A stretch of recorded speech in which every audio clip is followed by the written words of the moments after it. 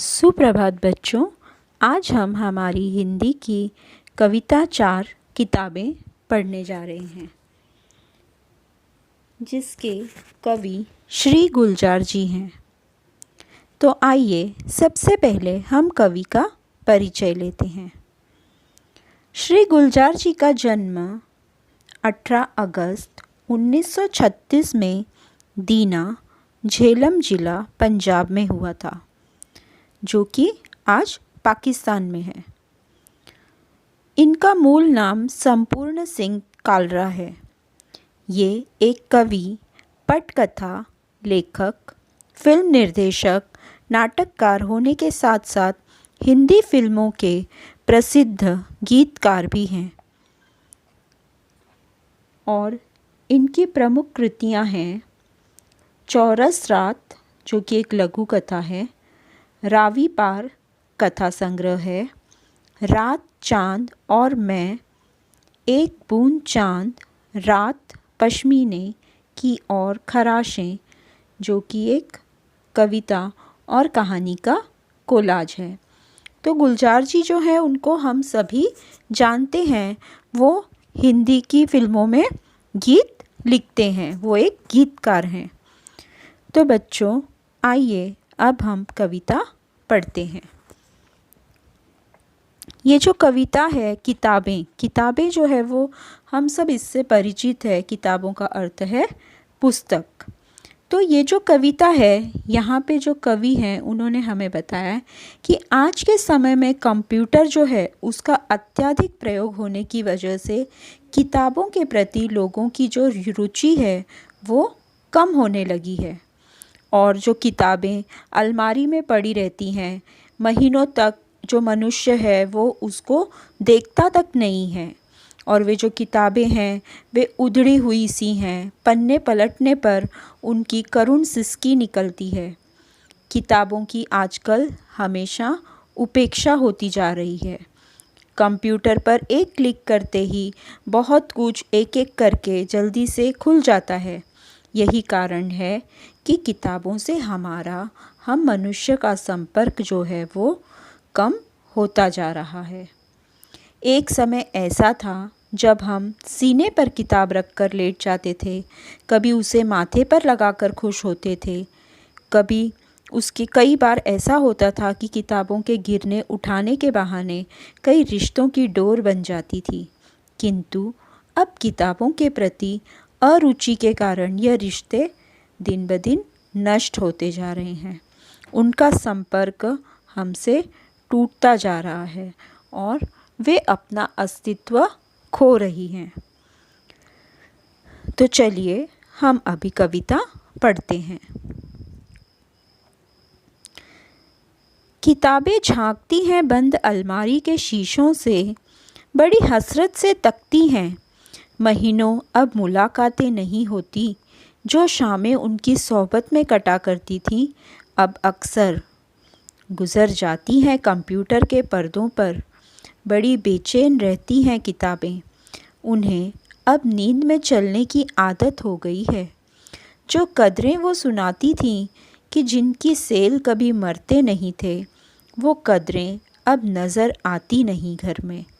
जो रिश्ते वो सुनाती थीं वह सारे उधड़े उधड़े हैं। कोई सफ़ा पलटता तो एक सिसकी निकलती है। कई लफ्ज़ों के मानी गिर पड़े हैं। बिना पत्तों के सूखे टुंड लगते हैं वो सब अल्फाज, जिन पर अब कोई मानी नहीं उगते। ज़ुबां पर जो जायका आता था, जो सफ़ा पलटने का, अब उंगली क्लिक करने से बस झपकी गुज़रती है। बहुत कुछ तह बतह खुलता चला जाता है पर्दे पर। किताबों से जो जाती राबता था कट गया है।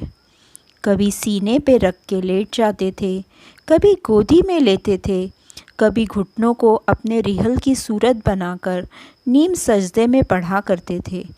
छूते थे ज़बी से वो सारा इल्म जो मिलता रहेगा आइंदा भी। मगर वो जो किताबों से मिला करते थे सूखे फूल और महके हुए रुख के, किताबें गिरने उठाने के बहाने रिश्ते बनते थे, उनका क्या होगा? वो शायद अब नहीं बनेंगे। किताबें झांकती हैं बंद अलमारी के शीशों से, बड़ी हसरत से तकती हैं। महीनों अब मुलाकातें नहीं होती जो शामें उनकी सोहबत में कटा करती थी। तो यहाँ पे देखिए बच्चों, झांकती का अर्थ है छिपकर देखना, हसरत का अर्थ है कामना और कामना या देखना, और मुलाकातें का अर्थ है मिलना, सोहबत का अर्थ है संगत। तो यहाँ पे जो कवि हैं वो हमें कह रहे हैं कि कंप्यूटर के युग में किताबों की पहले जैसी उपयोगिता नहीं रह गई है, जिसका तीव्र मानसिक पीड़ा का चित्रण करते हुए वे कहते हैं, आजकल किताबें अलमारियों में रखने भर की चीज़ हो गई है। अब उन्हें अलमारी से निकालने की ज़रूरत ही नहीं पड़ती। बंद अलमारी की ओर देखने पे ऐसा लगता है जैसे किताबें अलमारी के शीशों से हमारी ओर झांक रही हैं। वे कामना करती हैं उन्हें कोई बाहर निकाले और पढ़े। कवि कहते हैं, अब तो महीनों गुज़र जाते हैं, उन किताबों से मिलना ही नहीं होता। एक समय ऐसा था जब उनकी शाम इन किताबों को पढ़ने में लगा करती थी, पर अब अक्सर आगे देखिए, गुज़र जाती है कंप्यूटर के पर्दों पर, बड़ी बेचैन रहती हैं किताबें। उन्हें अब नींद में चलने की आदत हो गई है। वो कदरें जो सुनाती थी कि जिनके सेल कभी मरते नहीं थे, वो कदरें अब नज़र आती नहीं घर में, जो रिश्ते वो सुनाती थी। गुज़र जाना यानी बीत जाना, और कदरें का यहाँ पर अर्थ है मायने।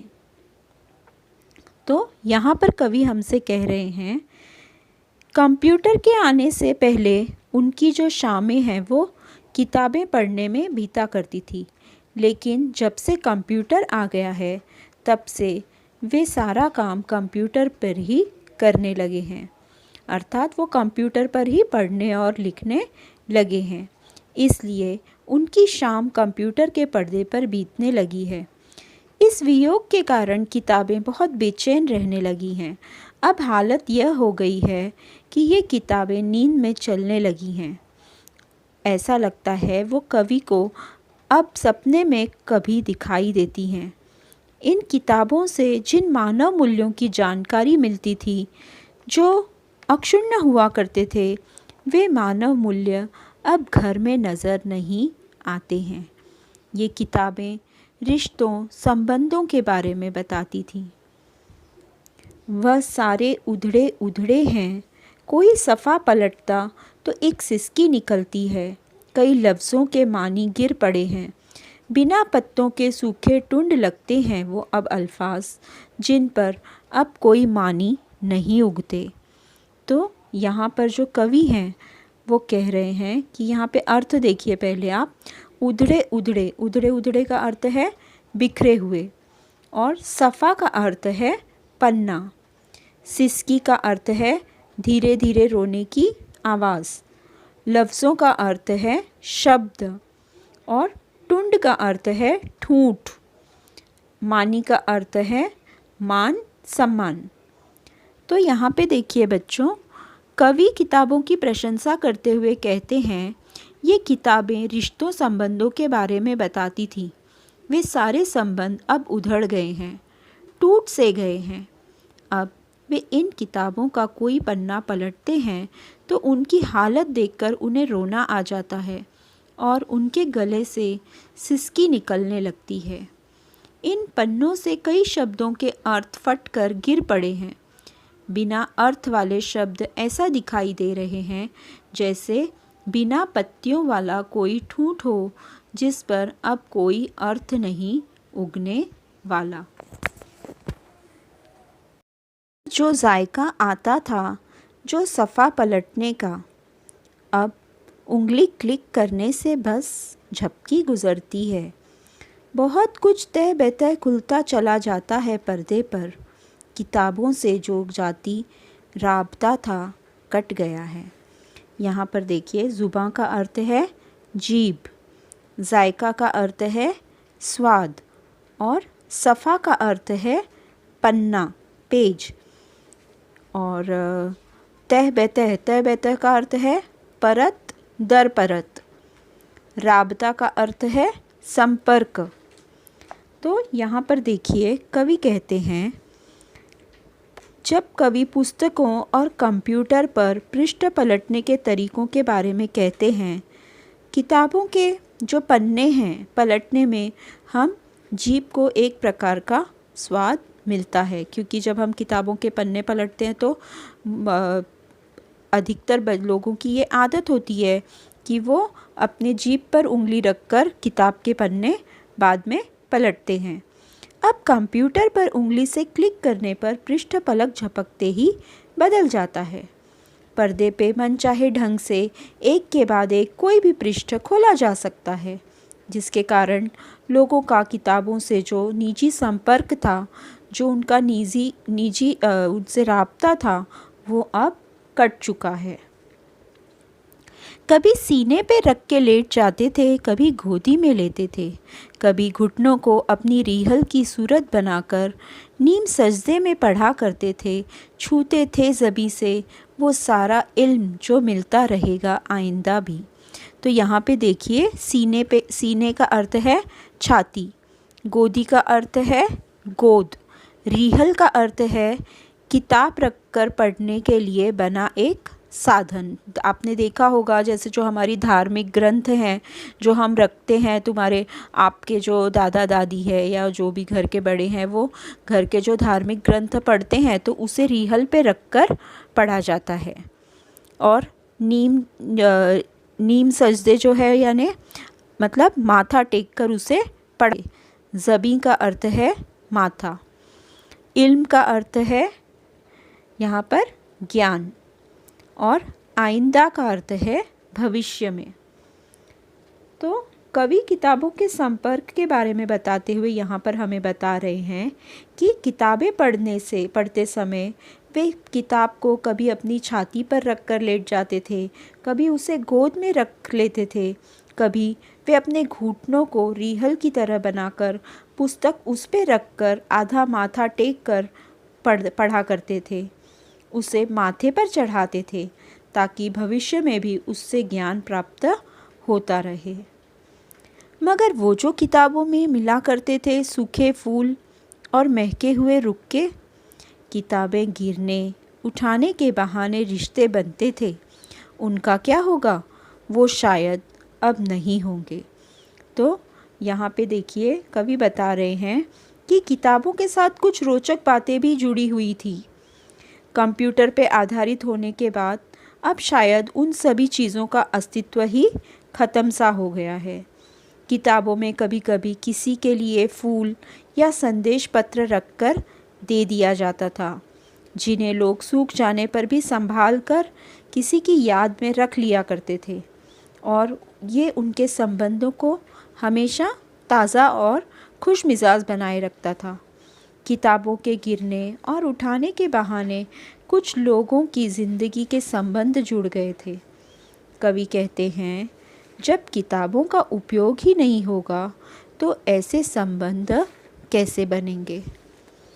तो देखिए बच्चों, ये कविता जो है, इसमें जो कवि है उन्होंने बताया है कि पुस्तकों के साथ मनुष्य के जो पुराने और जो मतलब अच्छे संबंध हैं, उनके साथ बिताए हुए जो पुराने क्षण हैं वो हमें याद दिलाते हैं। किताबों के माध्यम से कई बार जो संदेश हैं, रुक्के हैं, फूलों के आदान प्रदान, जो निजी जीवन में पुस्तकों की वजह से जुड़ने वाले प्रेम संबंध का भी उन्होंने यहाँ पर चित्रण किया है। और इसके साथ ही उन्होंने पुस्तकों के जो दुख दर्द है, उनसे मनुष्य की बढ़ती हुई दूरियां तथा कंप्यूटर के कारण पुस्तकों को पढ़ने में सुविधाओं आदि का बहुत ही अच्छी तरह चित्रण किया है। तो मुझे आशा है बच्चों, आपको ये कविता अच्छे से समझ में आ गई होगी। धन्यवाद।